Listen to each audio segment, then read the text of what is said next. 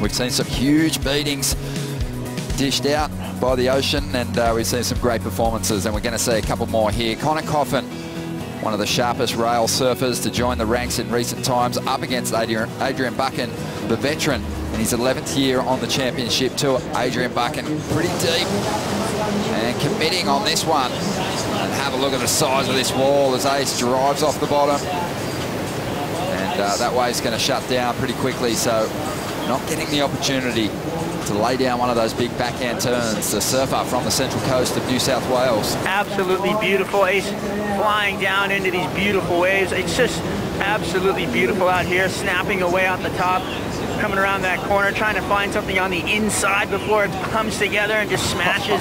Oh, it is just so hard to negotiate that. Oh, man. On the replay, Adrian Buchan, big drop.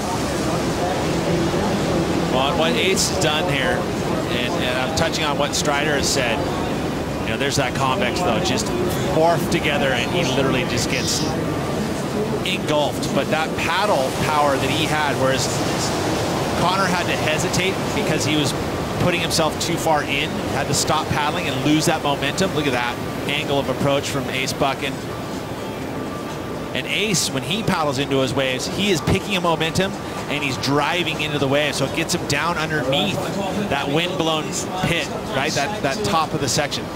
Here goes Connor Coffin, and we'll see him lay into a nice carve to get started on this ride. Love that flow. Bring that point break approach to these steep walls. And looking for a big finish now. We know there's points on offer here if you can get the completion, and the Californian does it with ease. A combination of some pretty solid carves here at the beginning of this ride.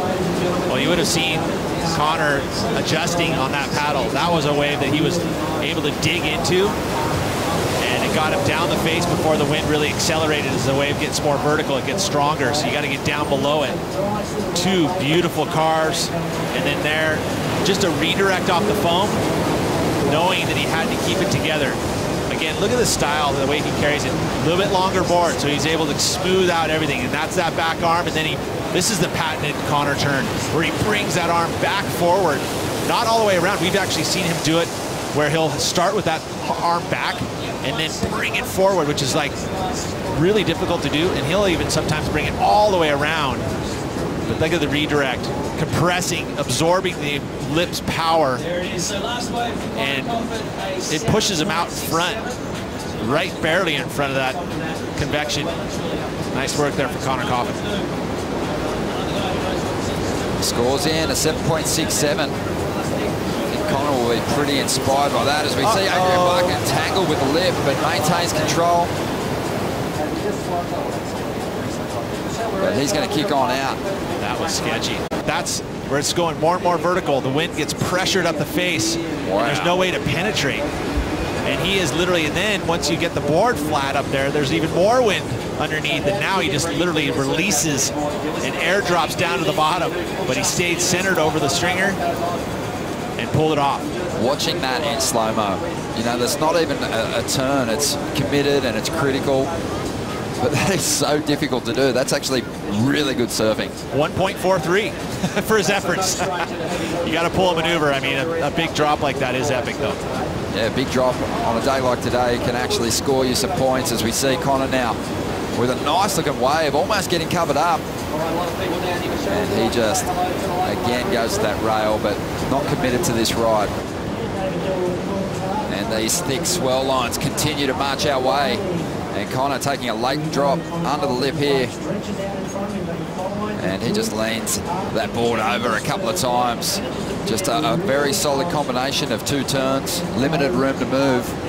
But he strung those moves together quite well. Watching surfers try and tackle that end section and get away from that whitewater. We've seen some spectacular wipeouts already, but Connor made sure he got out in front of it with this last turn.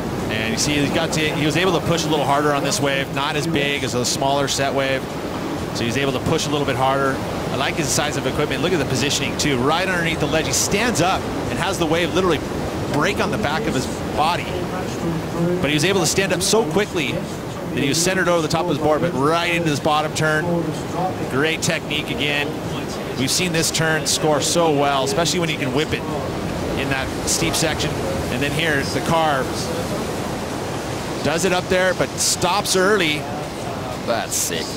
And what a finish. Gets himself compressed and rides out before the whitewater comes down and chases him down. He knows it's coming. And see how low he gets to his board to make sure that he can stay low to it and not get bucked off. Did well there. You can push your opposite leg, your left leg, down on the board, and it almost helps you to go deeper. Kind of coughing up once again with a good-looking wall, and it allows him to really throw down a nice turn and bring it through to the inside. So again gets that finish. So the scores for his last wave came through to 6.23. And then Connor, you know, again, he wouldn't have heard this score, so maybe if he had, he might have made a different choice in this set wave, but because this is kind of a similar size of wave that we saw him get the 6.23. As you watch this, you know, and it looks like he's riding a little bit bigger equipment than Ace, and this definitely smoothing out his approach. Look at that, compressing his bottom turn. Negotiates that bump on the face on the bottom turn again, and then that beautiful, then, like, you know, you can see that turn right there looked just like Brad Gerlach. I mean, to a T.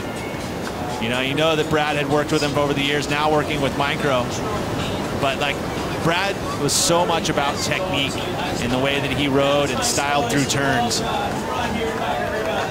whereas Micro brings a little bit different, probably competitive mindset, like it's just different type of coaching. Hasn't really tangled himself up with the high impact end section. He's getting that turn in nice and early, but still throwing down some critical moves. Here goes Buchan now with the best turn of this heat as far as that vertical approach goes. Really got up under it. Super committed, but that's all he got out of that wave. Yeah, just that one move, and you can see the, you can really see the frustration now.